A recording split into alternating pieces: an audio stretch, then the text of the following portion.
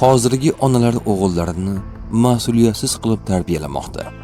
Parvona spektakli, opa-singillar seriali hamda ilhaq filmlaridagi o'ziga xos obrazlari bilan tomoshabinlar ko'nglidan joy olgan aktrisa O'zbekiston xalq artisti Dilorom Karimova yangi intervyusi davomida teatr va televideniyadagi faoliyati hamda bugungi kundagi o'g'il tarbiyasi haqidagi o'z fikrlarini bildirib o'tdi.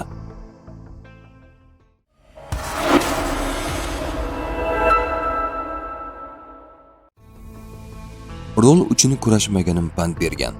Teatrda hech qachon asosiy rol uchun yaqinlarim, do'stlarim bilan talashmaganman. Men birinchi bo'lishim kerak. Shu rolni o'zim o'ynayman degan tushunchadan yiroq edim. Mana shu fe'lim sabab teatrdagi faoliyatimda muvaffaqiyatsizlikka uchradim. Ishim uchun kurashmay, o'zimga o'zim pand berdim. E'tiborni tortishga jon-jahdim bilan kirishmaganman.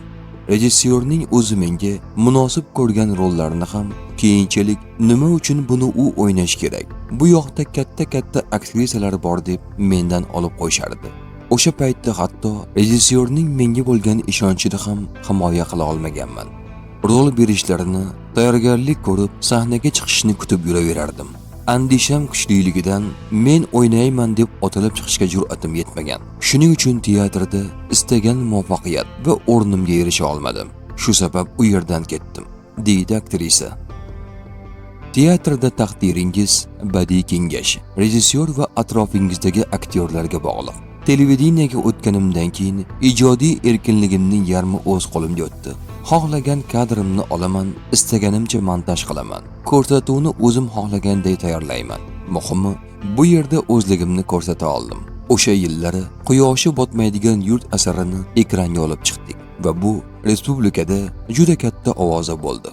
Aslini olganda men rejissyor emasman. Bu yo'nalishda o'qimaganman. Ammo teatrda ko'rgan kechirganlarim orqali menda o'zga xos maktab shakllangan ekan. Men qo'ygan kadrlar, olgan sahnalarim taniqli kinoshunos Hamidulla Akbarovning ham e'tiboriga tushdi. Dastlab 2 seriyasi chiqqan edi. Hamidulla akaning o'zi yonimga kelib tabrikladi va uning davomini ham ishlashim kerakligini aytdi.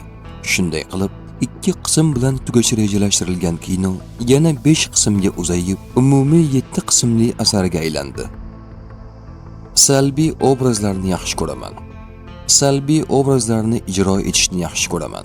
Komik rollar ham yoqadi. Lekin ko'p aktyorlar tomoshabinlarning munosabati o'zgarib qolmasligi uchun bunday rollardan qochishadi.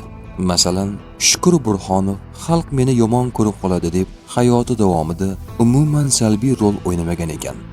Opa-singillar serialidagi salbiy rolimdan so'ng muxlislarning menga bo'lgan munosabati chindan ham o'zgardi. Meni yomon ko'rib qolishganidan ko'chalarda hatto urmoqchi bo'lganlar ham topildi. Bozorga tushganimda bir ayol, "Bekor shu rolni o'ynadingiz.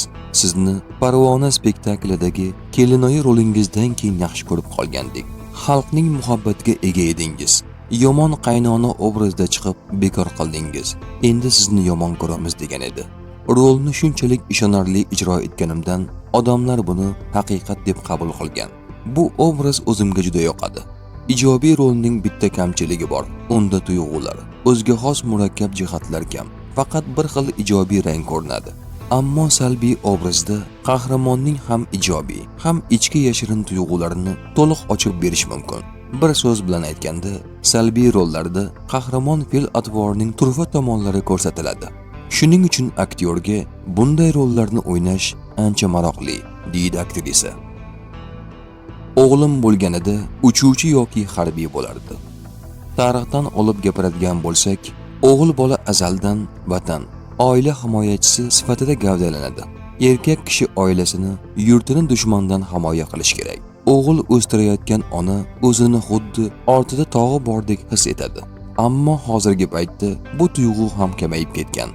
Bugungi onalar o'g'illarini shu maqomda tarbiyalamayapti. O'g'il bolalar haddan tashqari erka qilib voyaga yetkazilyapti. Oila, vatan oldidagi mas'uliyat hissi pasaygan. Onalar o'g'lini avaylab paypaslab katta qiladi. Oliygohlarga kiritib qo'yadi. Qo'liga pul berib o'qitadi. O'zi uylantiradi. Kerak bo'lsa, o'g'lining bola chaqasini ham ona boqadi. Shunday bo'lgandan keyin erkak kishida mas'uliyat qanday shakllansin? O'zim 3 ta qizning onasiman. Agar o'g'illarim bo'lganida, albatta ularni uchuvchi yoki harbiy bo'lishni orzu qilardim, deydi aktrisa Dilorom Karimova